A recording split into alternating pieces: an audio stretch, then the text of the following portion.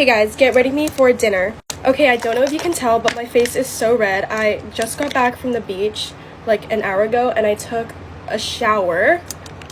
And I didn't think I burnt. I felt fine, and then all of a sudden my face just started itching, and then now my body's itching too.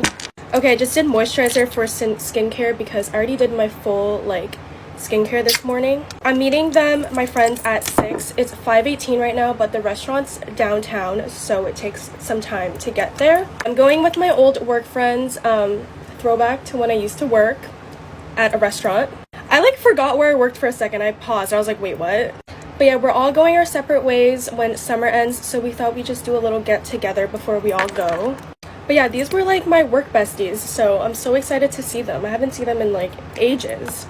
You guys always ask me where I worked before I started my whole social media thing. My very last job was at a restaurant. I was a hostess and it was pretty fun. I will say though, being a hostess is very stressful all the time. People are constantly yelling at you, they're always getting mad at you, and it can get really annoying. My first job was at a fast food place. I've worked a lot in the food industry. I've worked one retail job, and that was at Brandy Melville. I worked there for almost a year, I think. And I'd say retail is the chillest job, but if you want to gain more experience and learn more, definitely work in the food industry. And honestly, if you have free time on your hands, I would definitely say get a job at even at an early age. I started working at about, I think 13 or 14, which is really young, but I didn't have anything better to do, and I also wanted money, so setting spray. A lot of places hire at a really young age, so what I did is I just dropped off my resume at 10 different places, and I think 2 got back to me, and then I ended up getting the job at one of the places. A lot of them really don't care how old you are. You also don't put your age on your resume anyways, and they don't typically ask during the interview, not that I know of. But yeah, I really hope this answers a lot of your guys' questions, because I used to get questions like this all the time back when I would do my little get ready with me for work. Anyways, that's all. Bye guys. Ready with me while we talk about things that I strongly dislike. Number one thing is when you're arguing with someone and you bring something up and they say, name one time that I did that, and your mind just goes completely blank. It happens every single time. I don't know what it is about that question, but every single time, no matter if they did it a million times, once they ask, name one time, memory completely erases. It's so annoying. This is actually my number one problem right now, and it is, why is it so hard to decide between going all black or having highlights, balayage, or anything like that? Guys, what do I do? It's grown out. Should I just go black, brown, or should I just keep doing the highlights? I don't know. No, this isn't just a me problem, because so many of my friends say the same exact thing. It's so hard. This one actually irks me so bad. When girls go for a guy that are already in a relationship and they try to justify it with saying, oh, well, they're already doing bad, or they're already toxic, I'm doing them a favor. Girl, what is actually going on? What are you really doing? So sad. That happen all the time, and it happened to me too. So I used to be friends with this girl, and she used to do this all the time, and she thought it was the funniest thing ever. She used to flex that she could pull anyone that's in a relationship, and I was like, oh, that's not cute. That's exactly why I dropped her as a friend. So insanely passionate about this next one. Why is it so hard to find a guy that likes a girl the way that girls like guys? Let me explain. All know multiple girls that have this one guy that they're obsessed with, and they've been obsessed with them forever. It's not multiple guys, it's one specific guy. They try so hard just to make that guy happy. For example, they make him boo baskets, forgive him even if he's cheated, just because they love him that much. But have we ever met a guy that's like that?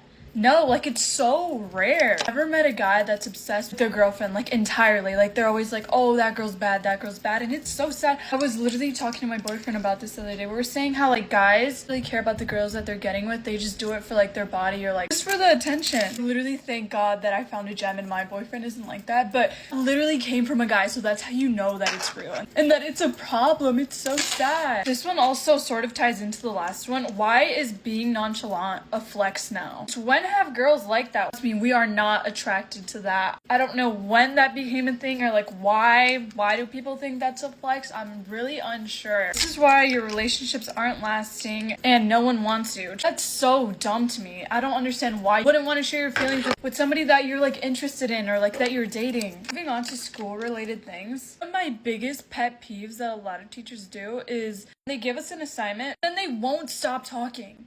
Like, I don't understand how you expect me to do the assignment. That actually pisses me off. I don't think you guys understand, especially when it's a test. I remember one time it was real bad with this teacher. Like, I wanted to cry. I was on the verge of tears. The lady just wouldn't stop talking. I could not concentrate. The hour was almost over. And also one of those teachers that are like, okay, nobody does the work. Well, maybe if you would stop talking after you sign the assignment, we would be able to concentrate. This one actually blows my mind because it happens so often that it's crazy. So many people are fake nowadays. So many people that are friends with someone and then they go behind their back and talk bad about them and say like, oh, they're actually not my friend. I actually really hate them. But then when they're with them, they act like all buddy. That actually drives me insane, and I hope none of my friends are like that. This one's kind of ironic because I'm literally complaining in this video. I hate people that complain about everything. I promise I'm not a hypocrite. You guys get what I'm trying to get at. Get ready with me while I tell you guys the story of how living with my best friend ended our friendship. Last summer, I was looking for roommates in the fall when our school term started, and two of my best friends at the time were both looking for roommates too. So we all decided to live together as we had all known each other for about 5 years. Let's call the roommates James and Amy. An important detail for this story is that James and Amy used to be friends before this, but their friendship ended because Amy confessed to James that she had a crush on him. Unfortunately, James did not reciprocate those feelings, so their friendship ended. But when we were talking about rooming together, Amy assured me that those feelings were completely gone as that had happened years earlier, and she basically told me not to worry about it and that the roommate situation would work. So we bit the bullet, we signed the lease, and soon after we all moved in together. This is where it became very apparent that Amy's feelings for James were not gone whatsoever. Amy started becoming a carbon copy of James. She started listening to all the music he listened to. She would constantly ask to borrow his clothes and wear them out.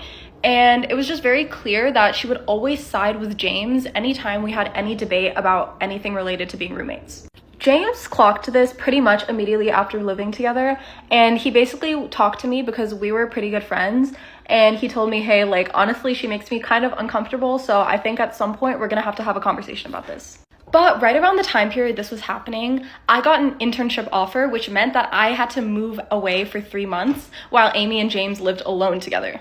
So I flew down to San Francisco, and for a couple months, Amy and James were living alone in the apartment together. And James was basically constantly texting me while I was away, begging me to come back essentially because he found it very, very awkward to be living alone with Amy, who very clearly had some feelings towards him. While I was living in San Francisco, Amy and James asked me if they could come visit me down in San Francisco and stay in my apartment while they visited the city. Naturally, I agreed, so they came and flew down, and this is where all shit hit the fan. The trip had been going fine until the very last day when I woke up and realized that my phone was not where it was when I had fallen asleep. Amy and I were sharing a bed, and I had gone to sleep with my phone on this side of me, and I woke up with the phone in between Amy and I. Immediately, I could tell something was wrong, but I still had work to do because I was interning, so I just headed to work and didn't think anything of it. I got off work early that day because Amy and James and I had plans to visit Palo Alto after my work. But when I got back, I found that Amy was acting really, really weird and like moody, and I was concerned that she like fell sick or something because that's literally how it seemed. So I asked her if anything was wrong, and she assured me no, nothing was wrong, and that she just didn't feel like going out to Palo Alto that day. A detail I didn't mention yet is that Amy's ex went to Stanford, and we had plans that day to go to Palo Alto, right? So my theory about why she was acting so moody was that she realized that we might run into her ex, and she was starting to get kind of emotional about it, which I would have completely understood. And I had actually introduced her and her ex, meaning that I had his location on my Find My map, and I thought like, oh, maybe Amy went through my phone that night, and she found his location on the Find My map so that she could see if he was there. But you can let me know your guys' theories as to what happened at this point and come into part 2 for what actually happened. Welcome to part 2 of my Get Ready With Me while I tell you guys about my horror story of living with my best friend. So we left off when James and Amy were visiting me, and the very last day of the trip, Amy is acting really, really weird. At first, Amy claimed she wasn't up to visiting Palo Alto because she just didn't feel like it. But at the last minute, when James and I were literally heading out the door to leave, she randomly changes her mind and she's like, no, actually, I'm gonna come. Let's go all together. And we end up spending the day in Palo Alto. And Amy was acting very, very off. She didn't talk at all. And it was very clear something was up. But nothing really was revealed that day. We all went to sleep kind of early, and the next day, she and James got on the plane back to our home.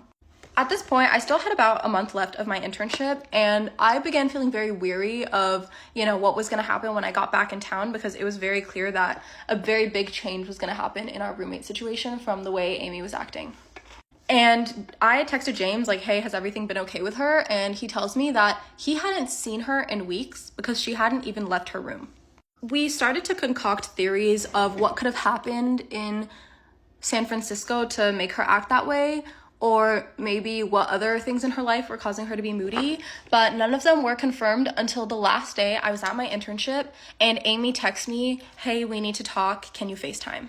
And I found it weird that she wanted to talk before I got back to the apartment the next day, and she wanted a call instead of just waiting until I was back. But y'all, the things she revealed during this call were like fucking insane, and she genuinely believed that she was like the victim in the situation. So, what Amy reveals to me is that while we were all in San Francisco together, she went through my phone one night. And she came up with this whole excuse about how she like accidentally ended up going through my phone. Obviously, it was all bullshit.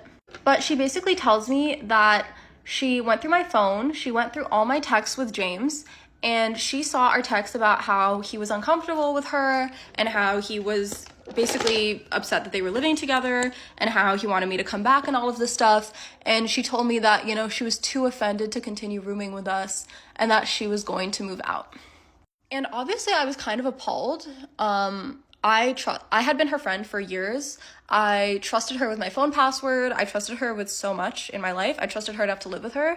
And finding out that while I had opened my apartment to them to live with me, she basically betrayed me by going through my phone, looking through all the texts in my phone. I was like mortified.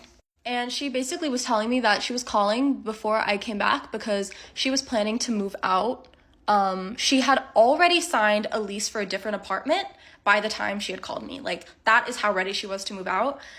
Turns out the month between, her visiting and me coming back, she had told her dad about everything that had happened, and he agreed to basically pay her rent for a different apartment so that she wouldn't have to live with us anymore.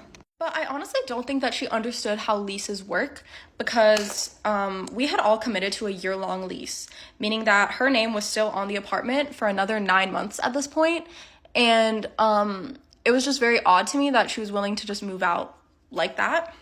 And when I got back to Seattle the next day, I found out that she had been like concocting up stories to our friends about what had happened.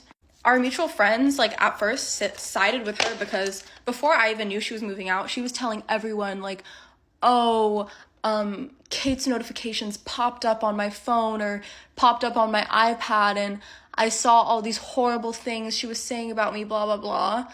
And the horrible things in question were literally just facts. Like, they weren't anything super insulting. They were just like, oh, like, she makes me uncomfortable. Mostly text from James saying, like, oh, she makes me uncomfortable, blah, blah, blah. And I was just absolutely shocked. And I would have to make a whole nother story time about how the aftermath of this was handled because it was absolutely fucking insane for, like, 3 to 4 months afterwards. There was so much, like, battling about was she gonna pay our rent? Like, was she actually moving out? Whose friends sided with who? But let me just say now, James and I are still living together in this very apartment with a third roommate who I adore now. And yeah, in the end, we're still friends with all of our old friends, and most of them dropped her because of how absolutely insane she handled the situation. And yeah, now she basically has no friends, and I wish her the best.